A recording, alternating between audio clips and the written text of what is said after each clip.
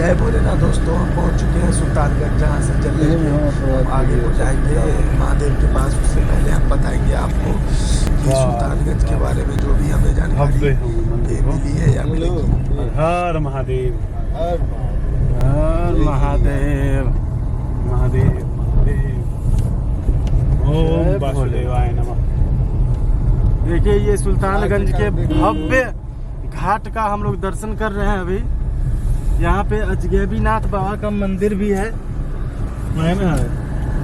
और ये घाट पे जो टेम्परेरी दुकानें देख रहे हैं ये पूरा समर्पित की है। आगे नहीं लगेगा। बढ़ेंगे सुल्तानगंज के बारे में आपको बताएंगे, यहाँ की पौराणिक कथाओं के बारे में बताएंगे, इसकी क्या मान्यता है ये बताएंगे।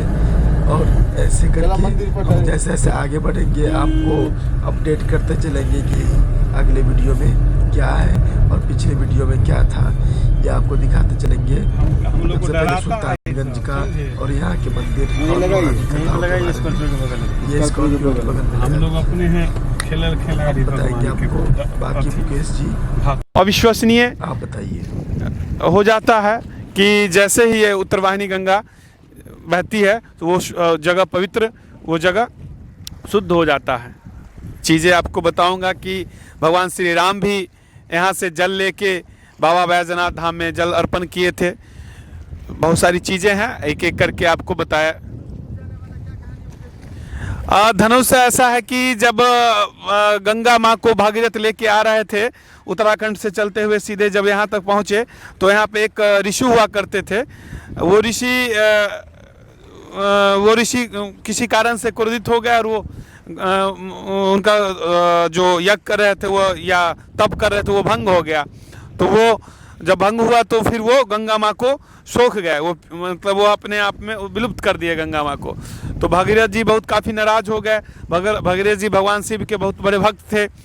तो जब भक्ति करना शुरू किए तो फिर भगवान शिव गुस्से में एकदम अजगब धनुष लेके आए और बोले कि कौन भाई मेरे भक्त को कष्ट दिए हैं। जो ऋषि थे तो भगीरथ को और उनके बीच में जब लड़ाई हुई तो फिर उसी अजगब धनुष यहाँ छूट गया था। जो सीता माँ उस धनुष का पूजा करती थी, बाद में उसी धनुष से फिर हाँ, और पूजा दूसरे से नहीं उठता था, वह धनुष छूट गया था उनसे। जब वो धनुष छूट गया तो उसी अजगब धनुष के छूट जाने से उसी पे नाम हो गया अजगैबीनाथ मंदिर। अजगैबीनाथ मंदिर का नाम हुआ वहाँ।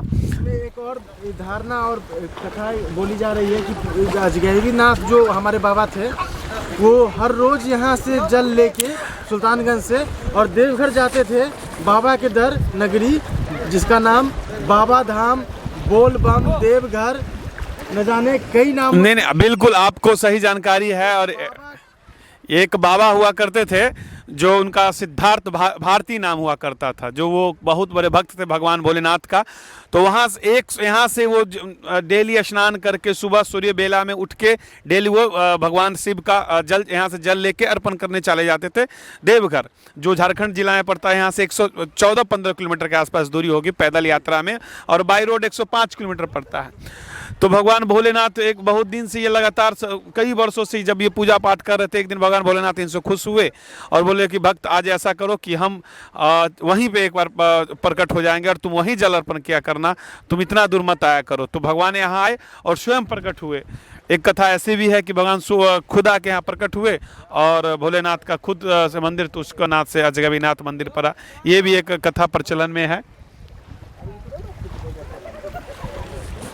चलिए, ये गंगा उत्तर वाहिनी गंगा है। इसका महत्व जैसे पुराणों में, दंत कथाओं में, पुराणों में, हमारे वेदों में इसका महत्व है उत्तर वाहिनी गंगा का। ये उत्तर वाहिनी गंगा का महत्व इसलिए बहुत ज़्यादा बढ़ जाता है कि जैसे ही गंगा उत्तर दिशा की ओर बहती है क्योंकि ये गंगा अपने दिशा में अविरल बहती रहती है, मगर उत्तर वाहिनी दिशा का मतलब ही है पवित्र पानी। ये सिर्फ भारत में 2 जगह ऐसा होता है, एक बनारस में और एक यहाँ। तो बनारस एक अपने आप में खास जगह है और वहाँ पे तो काशी है, अविनाशी वाली बात है कि जो वहाँ जाते हैं मुक्ति होके आते हैं।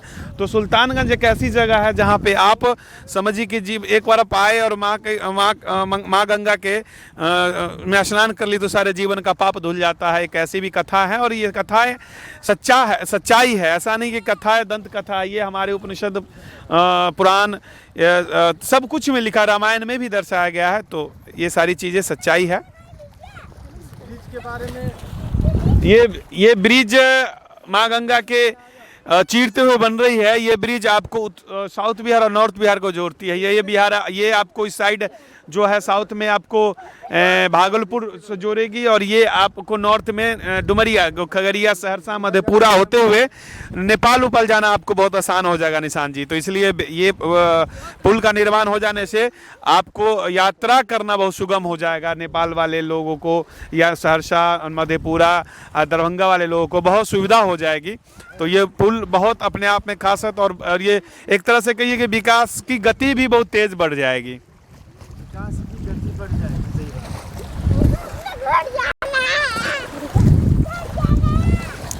ये सारी चीज़ें हैं और आप थोड़ा दिखाइए, माँ गंगा को दिखाइए, माँ गंगा को दिखाइए। हम लोग हमारे दर्शक देखेंगे और दर्शक देखेंगे तो उनको भी प्रसन्न होगी। कुछ लोग नहीं देख पाए होंगे, कुछ लोग की मजबूरियाँ होगी, तो कुछ हमारे वीडियो के चैनल के माध्यम से कुछ लोग देख के जानकारी प्राप्त करेंगे। और आपको यहाँ आने के लिए कई रास्ते हैं। आपको ट्रेन के रास्ते से आना हो, अगर आप दिल्ली से आना चाहते हैं तो आप दिल्ली से पटना आइए, पटना से सुल्तानगंज के लिए ट्रेन मिलती है। या आपको कहीं की भारत के किसी भी दिशा से आना चाहते हैं तो सुल्तानगंज के लिए हमेशा ट्रेन उपलब्ध होती है। दूसरी बात है, क्या आप अगर बाई रोड आना चाहते हैं तो पटना से आप वाया बख्तियारपुर, बाढ़, मुंगेर होते हुए आ सकते हैं। कई रास्ते हैं, ये यात्रा के लिए सुगम रास्ता है। आप यहाँ आके, पर्यटकों के लिए बहुत अच्छा जगह है। इसमें कई चीज़ें हैं और आप यहाँ दर्शन करके, स्नान करके, जल लेके बाबा, क्योंकि यहाँ से अगर जल लेके आप नहीं बाबा धाम जाते हैं, वैद्यनाथ पे अर्पण करते हैं तो फिर आपका पूजा शुद्ध नहीं माना जाएगा। ये पूजा फिर आपको अशुद्ध हो जाएगा, या यूँ कहिए कि पूर्ण नहीं हो पाएगा, पूर्ण हो जाएगा पूजा। इसलिए लोग यहीं से जल लेके जाते हैं। उत्तरवाहिनी गंगा माँ का जल लेके ही जाना एक अपने आप में बड़ी उपलब्धि मानी जाती है। और हम लोग सतयुग सनातन से चलते आ रहे हैं, देखते आ रहे हैं। सनातन धर्म का अर्थ क्या है? अगर सनातन धर्म यूँ कहिए कि अभी देखिए, सनातन धर्म ही सत्य है, सत्य ही सनातन। और उसी धर्म, उसी सनातन से ही कई ब्रांच फूटे हैं। अब यूँ कहें जैन धर्म हो गया, बौद्ध धर्म हो गया, आज तो बहुत सारे मजहब लोग हो गए पंथ पे चलने वाले, बट सनातन धर्म ही सदियों से चलता आ रहा है और यही सत्य है। यही एक आखिरी मार्ग है सत्य को प्राप्त करने का।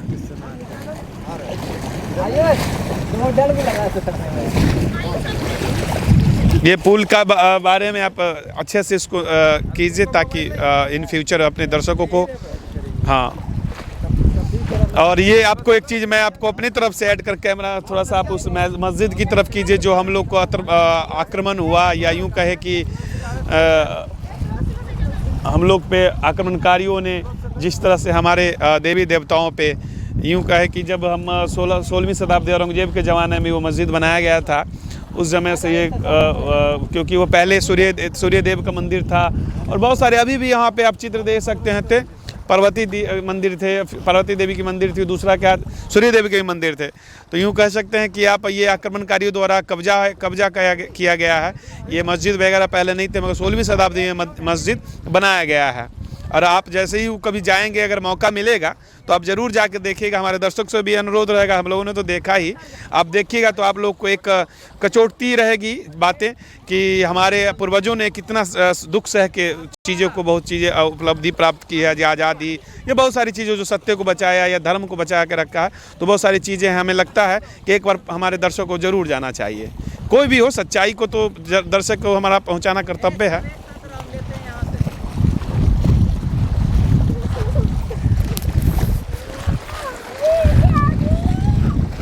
और जहाँ हम लोग खड़े हैं, एक बेहतर सेल्फी स्पॉट भी कह सकते हैं। लोग आते हैं यहाँ सेल्फी लेने के लिए और अच्छा पॉइंट है। और बिल्कुल एकदम गंगा के तट में ही, बिल्कुल गोद में ही हम लोग हैं। एक शिलापट है, उससे बहुत बड़ा शिलापट है और शिलापट बहुत बड़ा, हम तो कहते हैं 2, 4, 5 टन का शिलापट होगा। इस पे लोग आके खड़े होके वीडियो वगैरह, फ़ोटो वगैरह बनाते। तो हम लोग भी यहीं खड़े होके ये सारी चीज़ें आपको जानकारी दे रहे हैं ताकि इन फ्यूचर आप लोग जब आएँ तो सही से आएँ। और बहुत सारी चीज़ें हैं जो, जितनी चीज़ें आप लोग को मेरे अनुसार मिले उसको आप देखिए, समझिए।